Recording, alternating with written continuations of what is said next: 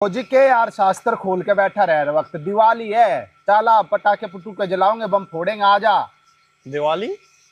किस बात की दिवाली भाई? अरे तने बेरा नहीं के भाई, श्री रामचंद्र जी 14 वर्ष का वनवास काट के और सीता माता को रावण को मार के उनसे बचा के अयोध्या वापस आए थे। इस खुशी में दिवाली मनाई जाती है।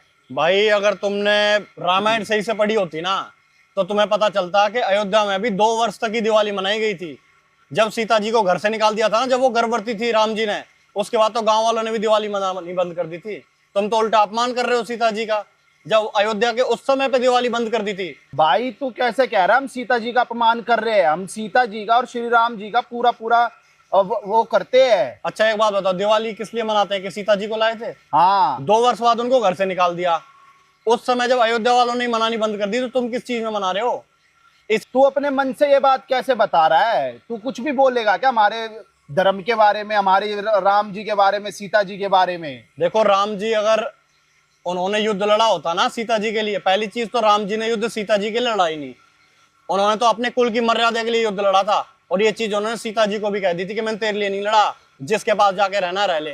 कौन कह देगा पति? आज की डेट में तू कह देगा? ना कह सकता ना अपनी लुगाई भाई तो उसी प्रकार राम जी ने सीता जी से कह दिया था, जा किसी के साथ रहे, लक्ष्मण की गैल रहे, शत्रुघ्न की गैल रहे, विभीषण की गैल रहे, जिसके पास जाना है जा। मैंने मेरा कोई वो नहीं है प्रयोजन तेरे से। मैंने तो सिर्फ अपनी कुल की लाज रखने के लिए रावण को मारा है, तेरे लिए नहीं मारा कदम बहम में। और ये मैं नहीं कह रहा, ये वाल्मीकि रामायण कह रही है। शास्त्र आज आ गया है तो पढ़ के भी चला जाइए। यो देख ले भाई, ये आप देख सकते हो, ये श्रीमद वाल्मीकि रामायण प्रेस गोरखपुर से प्रकाशित है। ठीक है जी, द्वितीय खंड आपको दिखाते हैं। युद्ध कांड 115 सर्ग, पेज नंबर 619। सीता के चरित्र पर संदेह करके श्री राम का उन्हें ग्रहण करने से इंकार करना और अन्यत्र जानने के लिए कहना, यानी कि अन्य जगह जाने के लिए कहना। इसमें आप देखेंगे राम जी कह रहे हैं सीता जी से कि मुझ पर जो कलंक लगा था उसका मैंने मार्जन कर दिया। शत्रु जनित अपमान और शत्रु दोनों को एक साथ ही नष्ट कर डाला। अपने तिरस्कार का बदला चुकाने के लिए मनुष्य का जो कर्तव्य है वह सब मैंने अपनी मान रक्षा की अभिलाषा से रावण का वध करके पूर्ण किया। फिर आ कहा, तुम्हारा कल्याण हो, तुम्हें मालूम होना चाहिए कि मैंने जो ये युद्ध का परिश्रम उठाया है तथा इन मित्रों के पराक्रम से जो इसमें विजय पाई है वह सब तुम्हें पाने के लिए नहीं किया गया है।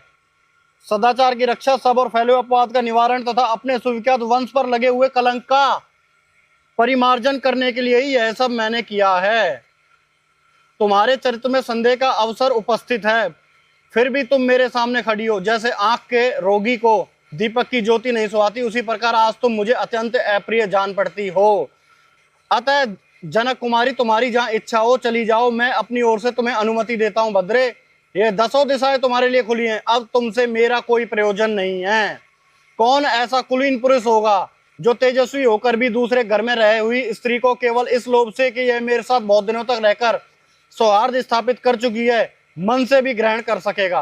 रावण तुम्हें अपनी गोद में उठाकर ले गया और तुम पर अपनी दूसरी दृष्टि डाल चुका है। ऐसी दशा में अपने कुल को महान बताता हुआ मैं फिर तुम्हें कैसे ग्रहण कर सकता हूं? तो स्पष्ट करते, सीता तुम्हारी इच्छा हो तो तुम शत्रुघ्न, वानराज, सुग्रीव अथवा राक्षस राज विभीषण के पास भी रह सकती हो। तुम्हें जहां सुख मिले वहीं अपना मन लगाओ। तुम चाहो तो भरत या लक्ष्मण के संरक्षण में सुखपूर्वक रहने का विचार कर सकती हो। यानी कि उनसे स्पष्ट कह दी, भाई मैं नहीं रखूंगा, तुम्हें जाना है चले जाओ। इस चीज से आहत होकर सीता जी को अग्नि परीक्षा देनी पड़ी और उनके अग्नि में प्रवेश करते समय राक्षस वानर जोर जोर से हाहाकार करने लगे और उनका वह अद्भुत आंतरा चारों ओर गूंज उठा। यानी कि ये तो था जी वाल्मीकि रामायण से प्रमाण। ठीक है, सीता जी को लाए, 2 वर्ष तक वहां पे रही, गर्भवती भी हो गई, फिर एक धोबी के कहने पे घर से भी निकाल दिया कि भाई जैसे धोबी की बात थी ना, मैं तो ये नहीं रख सकता, राम ने रख लिया तो उसको बाहर निकाल दिया। फिर उसके बच्चे बेचारे जंगल में पैदा हुए, वन में बड़े हुए। उसके बाद जो उनके गुरु थे ना, उन तक ने ये वचन दे दिया था कि भाई मेरी भक्ति का नाश हो जाए, जितने मैंने पुण्य करे सब हो जाए। अगर मैं झूठ कह रहा हूं तो मैं आपको बिल्कुल सच्ची बात बता रहा हूं, ये बिल्कुल पवित्र है। तो श्री राम जी कहते हैं मैंने तो लोक मर्यादा के चक्कर में इसका त्याग करा है, मुझे हुआ नहीं, अब दोबारा भी मुझे अग्नि परीक्षा देनी पड़ेगी क्या? तो धरती में समा जाती है। आइए आपको दिखाते हैं वाल्मीकि रामायण से। अब आपको दिखाते हैं ये श्री वाल्मीकि रामायण हिंदी टीका सहित भाग 2, बंबई प्रकाशन। ठीक है जी। श्री वाल्मीकि रामायण सुंदरकांड से स्टार्ट है। इसके अंदर इसमें आप आएंगे उत्तरकांड में, सर्ग 96 मंत्र 13 से। तब मुनि श्रेष्ठ वाल्मीकि जी जानकी को संग लिए सभा के बीच में प्रवेश कर रामचंद्र से बोले, यह जानकी रामचंद्र भार्या सुरता और धर्मचारिणी है, इनको अपवाद से रघुनाथ जी मेरे आश्रम के निकट त्याग दिया। हे मावर रघुनाथ जी, आपने लोकवाद के भय से जानकी को त्याग दिया, इस विषय में जानकी की अपनी शुद्धता का परिचय देंगी, यानी कि दोबारा फिर अपना परिचय देंगी, अपनी मतलब अग्नि परीक्षा देंगी, आप आज्ञा दीजिए।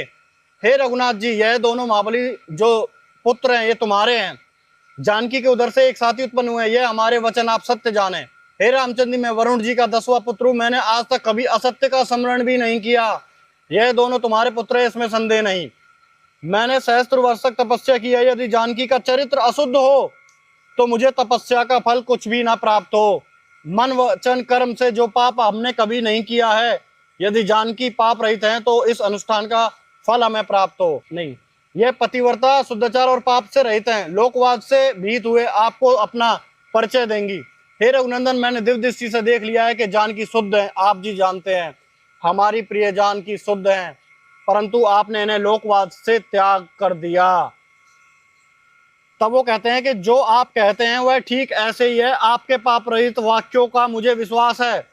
कारण के लंका जीतने के उपरांत देवताओं के समीप में जानकी ने शपथ की थी, इसी कारण हम उनको शुद्ध जानकर घर लाए थे, परंतु फिर लोकापवाद को बलवान जानकर हमने जानकी को त्यागा। हे भगवान, मैं जानता हूं कि जानकी में कुछ पाप नहीं, परंतु लोकापवाद से भय से मैंने जानकी को त्यागा था, यह अपराध आप क्षमा कीजिए। तो वहां पर राम जी कह रहे हैं मैंने जानबूझ के लोकवाद के चक्कर में त्यागा। तो ये कैसे? तो जब जानकी जी को लगा कि भाई दोबारा अग्नि परीक्षा देनी पड़ेगी, तो बोले हे तो माधवी पृथ्वी फट जाए कि मैं उसमें समा जाऊं, तो पृथ्वी देवी फट जाए कि मैं उसमें समा जाऊं। इस प्रकार जानकी जी के कहने पर तत्काल पृथ्वी को भेद कर उत्तम सिंहासन निकला, यानी कि पृथ्वी माता पृथ्वी निकली और उन्हें अपनी गोद में लेकर वापस आलिंगन करते हुए उनको सिंहासन पर उठाया और उसके अंदर वापस समा गई। तो अब मुझे एक बात बताओ भाई, दिवाली किससे? एक बात बताओ, कैसी दिवाली, कैसे भगवान? एक राजा थे भाई, भगवान होते तो इस चीज को समझते कि वो बिल्कुल पवित्र रखते, एक राजा थे इसलिए तो राज का लालच था। भाई बात तो सही बताइए तूने, ना प्रमाण भी तो दिखा अगर दिया। राजा को राज का लालच नहीं होता ना तो सबके साथ समान व्यवहार करता। हमें सीता जी का बिल्कुल आदर सम्मान करते हैं, उनके साथ जो हुआ इस वजह से हम दिवाली को नहीं मानते। जिस सीता जी के लिए दिवाली मनानी शुरू हुई थी उसके साथ इतना बुरा हुआ और एक राज के लिए उसको त्याग दिया। किस बात की दिवाली? अगर वास्तविक दिवाली जाननी है ना तो उस आदि राम को जानो, ये दशरथ पुत्र राम के उससे दिवाली नहीं मानो। अगर आपको सच्चाई जाननी है तो अपने शास्त्रों को पढ़ो, जानो वास्तविकता में परमात्मा कौन है। श्री राम जी भगवान नहीं है, वो तो एक राजा कह सकते हो, क्योंकि जिस हिसाब से उनके कार्य राजा वाले कार्य हैं, भगवान वाले तो कार्य ही नहीं है। भगवान तो अंतर्यामी था, जब उन्हें पता है तो फिर लोकलाज किस बात की? तो आप भी अगर सही शिक्षा लो, संत रामपाल जी महाराज द्वारा लिखित पुस्तक ज्ञान गंगा मंगाओ और अपना कल्याण कराओ।